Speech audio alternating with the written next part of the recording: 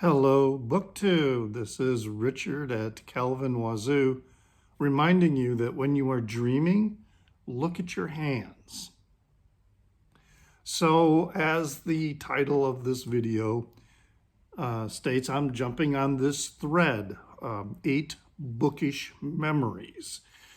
And this apparently was started by Paul at the Accidental Bookseller, and I'm yet to watch his video introducing this thread. I have watched a couple other booktubers and their response to it. I watched the one that Pat did at Book Chat with Pat. Really good one. She was an English teacher, and she had some very interesting stories to go with her selections. And then I also watched the one by Joshua Crebo, who also had some very good stories to go with his selections. And that's what the Bookish Memories thread is about. It's not only talking about books, but the concept that I'm following, and mostly suggested by Paul at the Accidental Bookseller, as I understand it, is, taking a book that you read that also has connected with it a real personal memory or experience, something beyond just the experience of reading the particular book. And so I have 8 memories, although I talk about more than just 8 books, but they are pretty much 8 memories. And the first few, I don't have the books anymore, but nonetheless, I have the memories. I've either given the book away or traded it for another book or something. But the first one I want to talk about is the book by Anthony Burgess, A Clockwork Orange. And I read this when I was in junior high school. This would have been the early 1970s, about the time that the Stanley Kubrick film adaptation of the book came out, which when it was originally released got an X rating. And then there was some editing went back into it so that it was re-released with an R rating, kind of what happened with Midnight Cowboy at the time. But anyway, I was too young to go see the movie. But I read the book. And it was a pretty short book, and it was a fascinating book. This was the first book I ever read by Anthony Burgess, and I went on to read many other of his titles. But the memory I have of this, it happened, I was at home. The house that we lived in at the time, my bedroom was upstairs. So there was a stairway that went directly up to my bedroom. It was the entire upper floor, which was essentially a converted attic. And I don't remember the circumstances, but what I remember is that my mother saw me with the book, and she wigged out.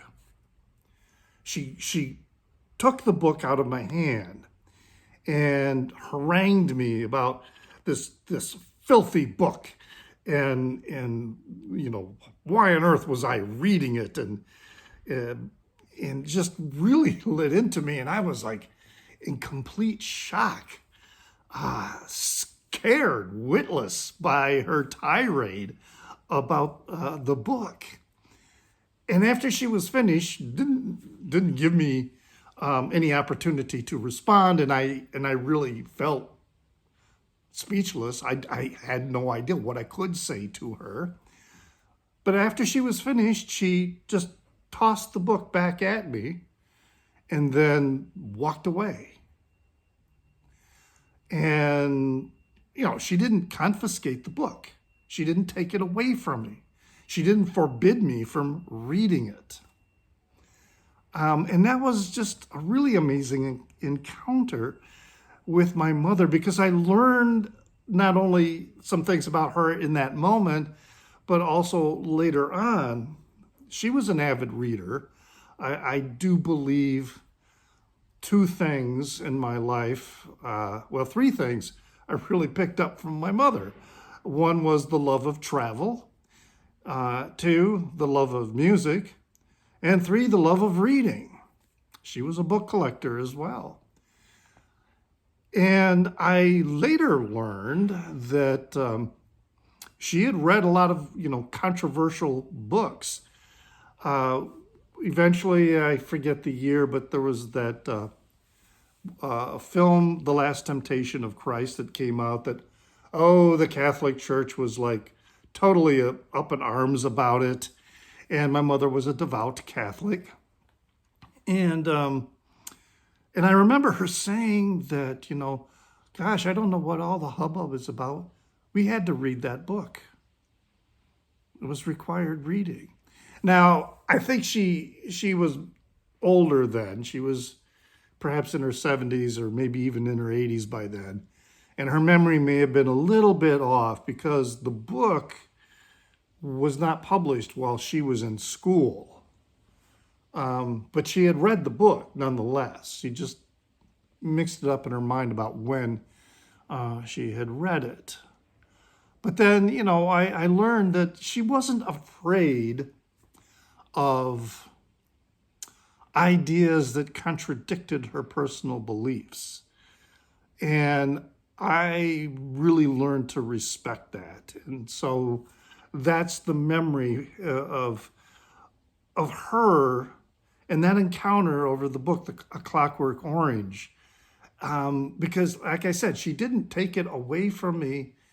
She trusted me enough that I could read this type of material and, reach my own conclusions safely. And she was right. I mean, it didn't turn me into a violent, crazy gang person or anything like that. And like I say, it was a book that fascinated me. And I went on to read a lot of books by Anthony Burgess. Now, the next one, this is another book that I read when I was in high school. So this would have been the mid-1970s. And I don't have a copy of it anymore. But the reason I don't have a copy has to deal with the story about it. And that is the book, Johnny Got His Gun, by Dalton Trumbo. This was a book that was released in 1971, so I read it, like I say, when I was in high school, so maybe around 1974, around that time. Dalton Trumbo, I do have a book, I have a biography of Dalton Trumbo, was a blacklisted movie screenwriter, and there was an excellent film, biopic about him in which Bryan Cranston starred as Dalton Trumbo. The film was released in 2015. But this was an anti-war story and for World War I. Even though it was published in 1971, Trumbo focused on World War I. And I eventually talked about this book because I was working at a school, a private school in the mountains of New Mexico that catered to students with learning issues. Primarily what was then called learning disabilities, such as, severe forms of dyslexia. Many of the students, I also believed, at that time, autism, the term autism was reserved for very severe cases in which the autistic person really couldn't function. But since then, we've learned that there's this, a spectrum in the Asperger's syndrome. And I think a lot of the students at this school fell into that spectrum, and that interfered with their ability to learn. All the students were above average intelligence, but they were largely failures at public school because of these learning issues. Anyway, I was giving away some of my books, donating them to the school's library. And I was talking about some of the books. And one of them was Johnny Got His Gun.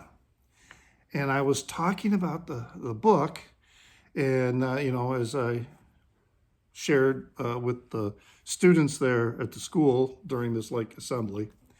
And afterward, a student came up to me and said, Rich, there's a song about this book. And I said, oh, really? By who? And he said, it's by Metallica. And I was like, really? This would have been 1980, 83, 84, 85, somewhere around there. That's when I was working at the school in the mountains of New Mexico.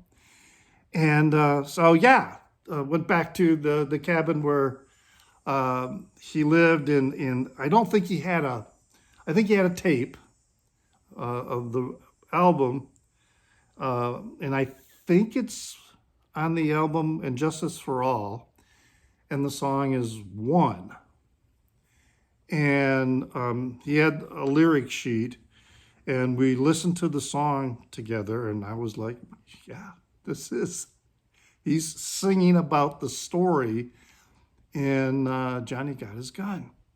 So it was a cool moment, because the student and I, we formed kind of a bond where, I was connecting and appreciating this heavy metal. I mean, I liked heavy metal music anyway. Metallica, not necessarily, was on my plate, not a band I would necessarily listen to. But he shared that experience with me. And then also I shared the experience of the book with him, which prompted him to want to read it. And I'm talking about students who many of them had significant issues with reading and reading comprehension. But he read the book, and it made a profound impact on him as well. So he read it about the same age that I read it. He was like 16, 17 years old, and that was about the time I read it as well. So, Johnny Got His Gun from 1971. Then these other books, again, I don't have copies of them, but one of them is a journal, The Exploration of the Colorado River and Its Canyons.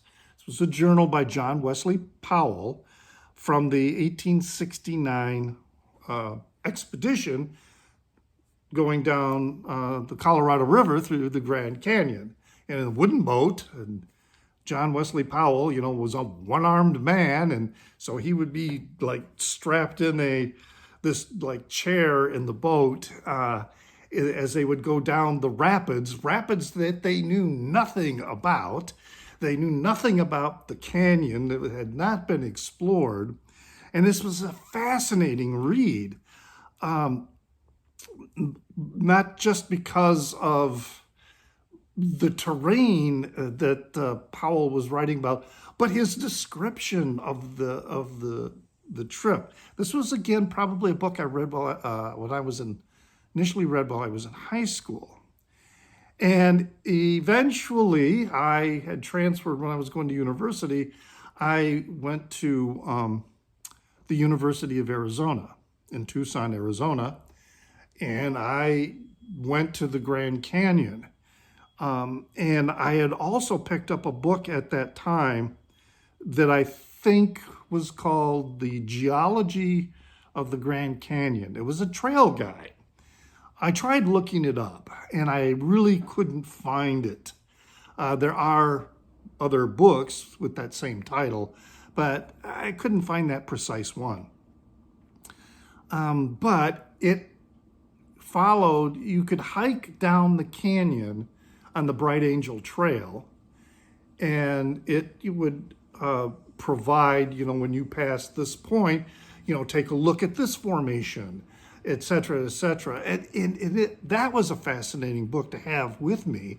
I made 3 descents into the canyon, camping overnight in the bottom, once down the Bright Angel Trail, another one down the Hermit's Rest Trail, and the third one was, and I can't remember what the name of the trail is, but it's to the eastern side.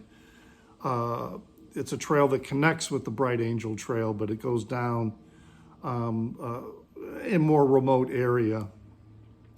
But anyway, yes, just amazing to take what I read in Powell's journal about the trip into the canyon and then have this companion guide with me. So as I'm going down the trail, and also it was useful for coming back up out of the canyon, great reason to, pause and rest on your return back up to the top, to learn about the geology. And it really turned me into a geology enthusiast, you might say. And I ended up buying a lot of these types of guides. There's like one for the highways in Utah and things like that. And so I found these books fascinating. And geology in general, geologic formations, and the whole process of how mountains are created and the shifting plates in the planet and things like that. It was a more global experience than merely reading a book about rock formations. That was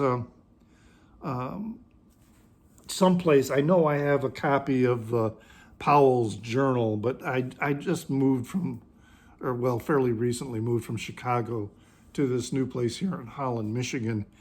And my books are like all stacked up all over the place. In the next day or so, I'm going to get some new bookshelves delivered, and then I can start putting things away. But anyway, that's some bookish memories there for that. Now I've got some examples of books that I have copies of. And this one here is one of the series of that Carlos Castaneda wrote about Don Juan, the Yaqui Indian that he allegedly spent time with in the desert, and published a series of books. I was fascinated with these books in my early college years and also in my later college years, and reread them. And one of the things, the memory I have particular of this book, Journey to Ixtland, is its discussion about dreaming and how to control your dreams, lucid dreaming. And it had a very basic explanation in it that with practice, I successfully was able to do this. Now, I stopped practicing this years ago, and I haven't really tried to do it since again. But the idea is, before you go to sleep, you want to look at your hands and fix it in your mind that when you become aware that you are dreaming, then look at your hands in your dream. And the process it can be a little tricky because often as you begin the process, when you become aware, oh, I'm dreaming, the mere awareness of you dreaming can wake you up. And then so the next step is to be aware that you're dreaming, and then remember, look at your hands. And then the process too, Don Juan describes to Carlos Castaneda, that when you first look at your hands, you don't just stare at them. You look at them and then look away at your surroundings. Look at them again and then look at your surroundings. because of the notion that the dream world is a separate and real reality, and that you can be a focused and actionable individual in that world like you are in waking life. And that was fascinating, and I was able to do it. Although most of the time I still continued to wake up, but I still have recollections of a couple dreams where I was able to look at my hands, and just like in the book, of course, maybe it was implanted in my head from, reading it. It said that, be aware that when you first look at your hands in your dream, they're going to be distorted. They might not even look natural. And that's why you have to look away, and just gradually until you can fix the image of your hands, and then the image of the world you are in then becomes really, really vivid. And so, yeah, that was, like I say, though, it was the summer that I started doing this. I had a really heavy class load. I was working at that school, in New Mexico, and then I was going back down to Tucson for summer school at the University of Arizona. So I was taking incredibly difficult classes in a condensed, instead of a whole semester, it was like, 8 weeks of trigonometry. And then I was also taking a Spanish class.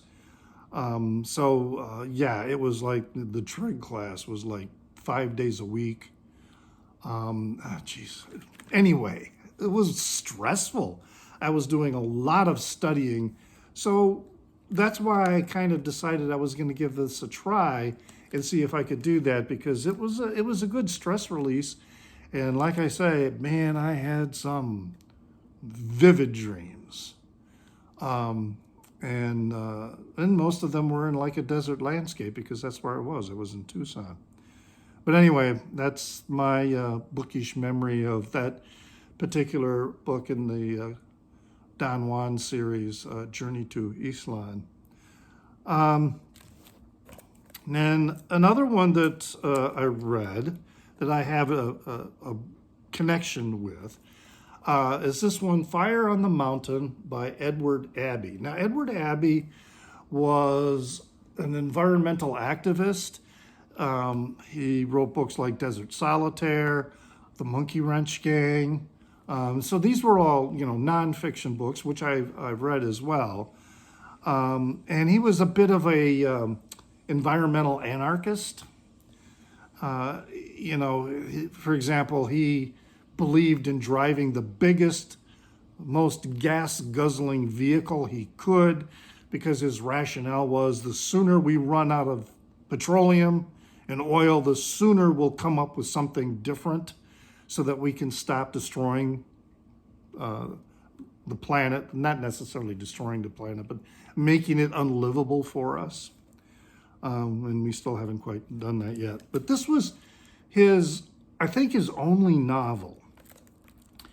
And it has a bit of an activist tone to it, because it's about a rancher in New Mexico whose ranch was around the Jordana de Muerta, or the Journey of Death, which is this very, very long valley between two mountain ranges, where the White Sands Missile Range and Testing Ground is located, and also where the first above ground explosion of an atomic bomb happened. That was Trinity site was located there. And that's what this story is about, how the government came in and started buying land, and sometimes just outright taking it from ranchers using the power of eminent domain, so that they could create this secret area to test bombs and missiles and test the first atomic bomb. So it's told from the perspective of the people around that area, Alamogordo, New Mexico, Capital, and I lived there. I lived in this area. And then 1 year, because I think it's either once a year or twice a year, Trinity site is open to the public, because it is still on a federal, the White Sands Missile Testing Ground, where they still test missiles and different planes, different weapons. And I went there to the Trinity site one time, that one time that they open it to the public, which was fascinating to see the spot where the bomb exploded, to see the old ranch house where they had set up a bunch of equipment to monitor the explosion, and where they also assembled it and then took it and put it up this tower, and then also the various bunkers where they had soldiers there to see what happened, not just to witness the explosion, but they also wanted to see what would happen to people on the ground. They didn't keep them next to the blast site, but they were further out, but it was still crazy what we did. So yeah, this book provides a different perspective of that history. There are other books too, such as Martin Cruise's Stallion Gate. He's probably more famous for the book Gorky Park, but Stallion Gate is another one that focuses a little more on the espionage that was going on with the people who were working on the bomb. And then there's also The Woman at Atoll Crossing by Frank Waters. These are all books that have connections to either Los Alamos, where the science was worked out for the bomb's creation, to the creation of Trinity site when the bomb was tested. But yeah, Fire on the Mountain, and I've read other Edward Abbey material, but this one is, I think it's his only work of fiction. But again, told from a perspective of the ranchers, the people who lived on the land and what happened to them and their livelihood as the government swooped in. So yeah, having that real life connection with the area and then reading this was a special experience. Now this next one might be a little odd to you, and that is it's a textbook. Okay, this is an 8th grade prose and poetry reader that I have. And the reason I have it is that in here, all right, at the top, Ruth Butler, that's my mother.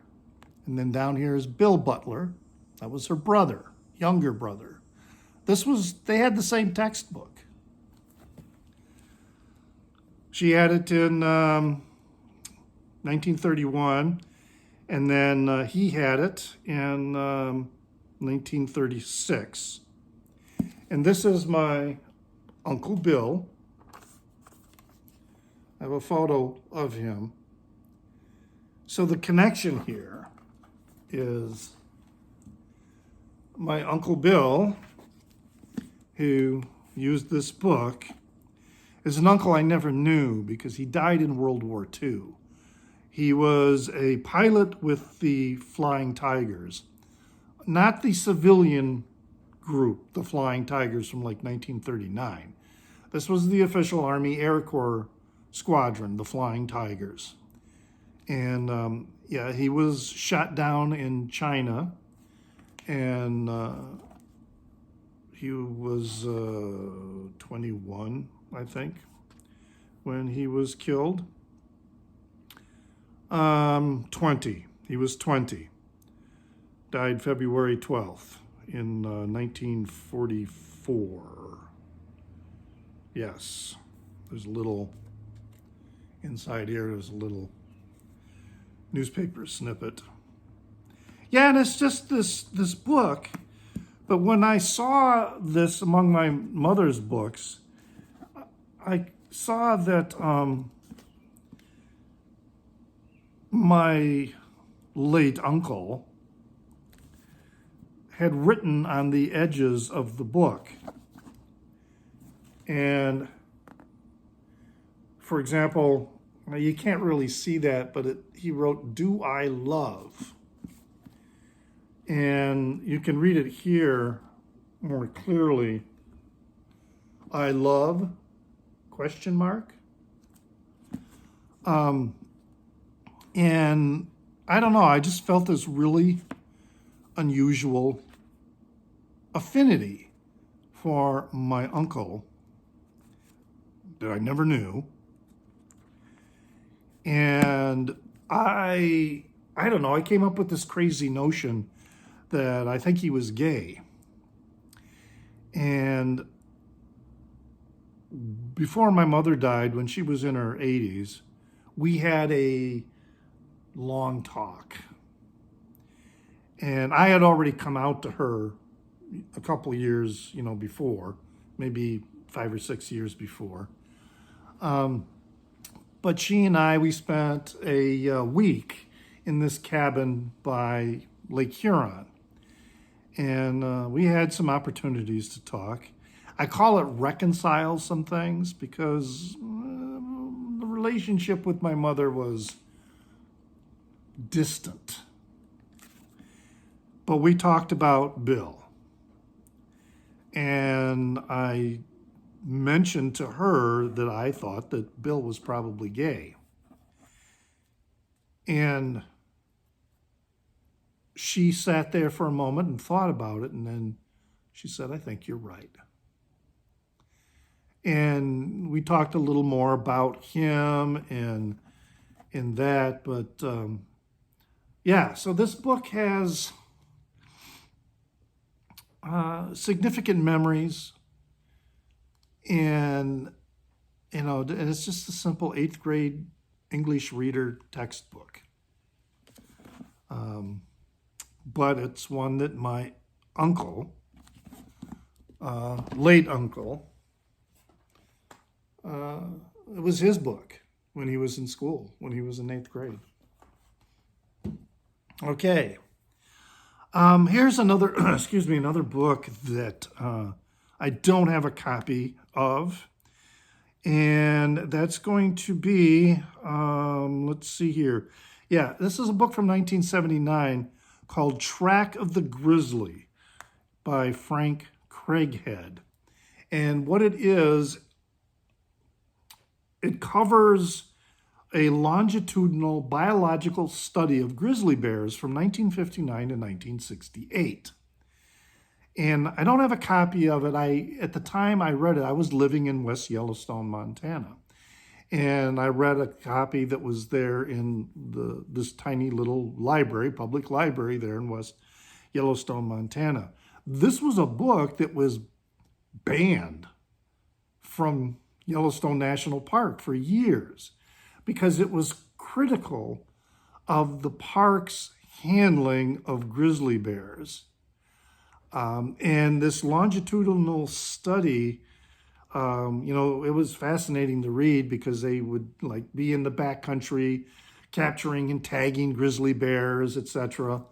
But the issue also was that in Yellowstone National Park, they used to have these stadiums set up around dumps. All right, they would set up bleachers so that tourists could watch the grizzly bears come to the dumps to forage for food, okay? And the park decided, well, that's not natural grizzly behavior. Well, it kind of is because they're scavengers in a lot of ways. But anyway, so what they did is they just shut down all the dumps. And thinking that that would reduce encounters between humans and bears. But it had the opposite effect. With the dumps closed, the bears started coming into the campgrounds and attacking people. And so what the park did is they would capture the bears, they would try and release them someplace else, but they would always come back. So they started killing the bears. If you had a human-bear encounter, it was an encounter in which the bear always suffered and was killed. And Craighead was very, very critical of that because the park created its own problem by just, boom, shutting all the dumps down. Because this was a place where the bears would get food, and you took a food source away from them. So for decades, you couldn't get the book. And now you can. I mean, it's the park, at least I think you can. But the park has been a little more enlightened about the Craighead's research. But yeah, fascinating read. And I was living, in West Yellowstone, right next to the park, and I would be going into the park. On time off, I was working as a short order cook in this restaurant there in West Yellowstone, while being a stringer for the Bozeman Daily Chronicle and writing articles for them. And I will say that in the years that I lived there, and the time that I spent around, not just in Yellowstone Park, but in the wilderness areas, and forest land around the park, I never once saw a grizzly bear. In fact, I never saw any bear, black bears either. I did have a couple encounters where I knew one had passed by, because bears have a distinct smell. And a lot of times, I was lucky, I think, that was the closest I ever came to meeting a bear in the wilderness, was that I could smell them, and it must have smelled me or heard me first, and then ran away, because they're not confrontational creatures, unless you happen upon them, and then they become defensive. But anyway, that was The Track of the Grizzly. Yeah, that was a fascinating book, not just because of the information and the biological science that was going on in the natural science that was going on, but also the politics of the park. And then I was living there at the same time. All right, just a couple more to go. This one is kind of falling apart. Selective Trout. This is by Doug Swisher and Carl Richards. And it's basically a book about mayflies and trout fishing and how to tie the various mayflies, the nymph, the dun, and the spinner. The materials that you use for. This was a gift. 1970. So it says Richard Harold with love from Mother and Dad, March 1970. So I would have been what? Yeah, 12 years old. And at the time, I was taking a class on fly tying and learning how to fly fish. And so, yeah, I got this book as a birthday gift. And I've kept it through the years. And it wasn't until, now I mentioned that school that I used to work at in, gosh, I'm sorry this video is going on so long. Hope I'm not boring you. But that school that I worked at in New Mexico, it wasn't until then that the information in this book I was putting into real practical use. because this school was along the Pecos River in the mountains of New Mexico. So up in the headlands, near the source of the Pecos River, which is a famous trout stream. And I had my fly fishing gear and my materials for tying flies.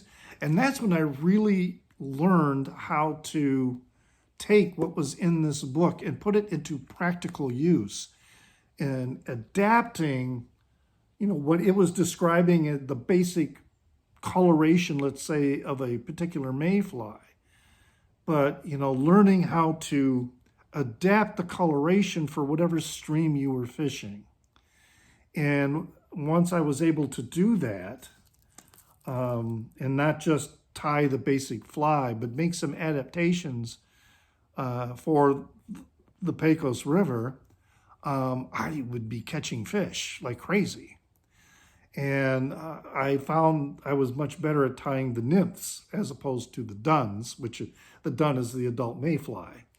And then the spinner is the adult mayfly just before it dies. And of course the nymph is when it's living in the river underwater. And so I would tie nymphs and I would catch all these trout. And I haven't eaten trout since then, because there is nothing like catching a trout and cooking it and eating it within a few hours of you catching it. Nothing like it. No restaurant trout is ever going to taste that good. Of course, I don't fish anymore at all. But yeah, that's this book here. That's where I picked that up and learned from it. And this one, I think, is going to be the last one.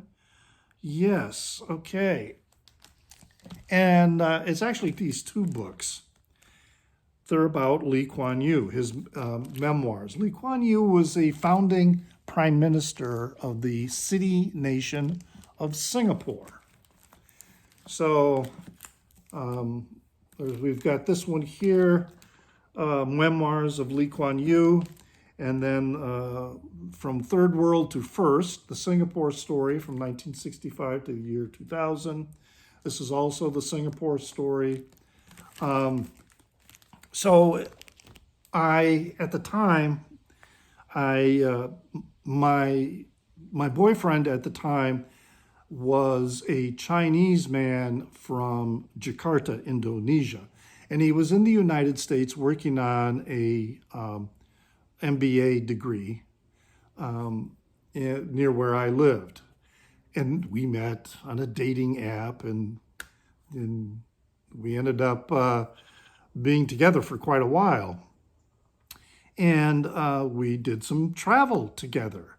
And on the first trip that international travel, it was the first time I ever traveled internationally.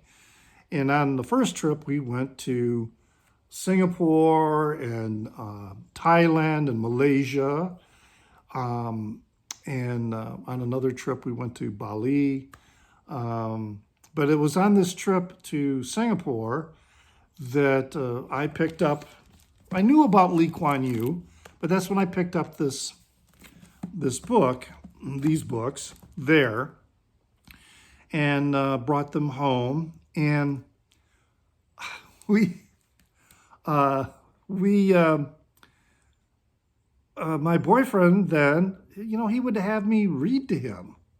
We would lie down in bed together, and I would read aloud from these books. And then we would talk about it. And, so this is like, this nonfiction book, about, how Singapore became a nation and the politics and et cetera, the animosity between Singapore and Malaysia, and the difficulties, because Lee Kwan Yew just wanted Singapore to be this multicultural city in which everybody got along. And yeah, he used some draconian measures. But the memories of this book that I really have are those times when I would, we would be in bed together, and I would read passages from the book to my boyfriend then, and we would talk about what I had read, and he grew up, and had been in Singapore many times before. As I said, he was from Jakarta, and so he would share his experiences of, being in Singapore, etc. And it was a really special experience, and wonderful memories that I have of that. Although we, have long since gone our separate ways, I will cherish those memories of reading these books together with him and talking about that. So those are my bookish memories. I hope you made it through, or, maybe you separated this into different parts because I didn't expect this to go on for 46 minutes. But hey, leave a comment in the down under. I appreciate getting those. And hit the like button. It really does help with distribution of the video. You should be doing that with any video that you watch by any creator and you enjoyed the video. Hey, hit the thumbs up button, even if you're already subscribed, because it really helps. I do have an account on Instagram where I go by the handle of NewsDude76. That's NEWZDUDE76. Where I post a variety of different things. And then I have a YouTube channel. Obviously, I have this YouTube channel. But I have a Facebook page called Calvin Wazoo, which is focused on my content that I do regarding record collecting, and also includes articles and videos that I find that are related to music and record collecting in the music industry. So I can be followed there as well. So I hope that you enjoyed this. Those are my bookish memories. I tell you that books are they can be not just something that you read, but they can be part of your life experience in ways that are quite surprising. And with that, we'll remind you to pray for the people inside your head, for they won't be there when you're dead.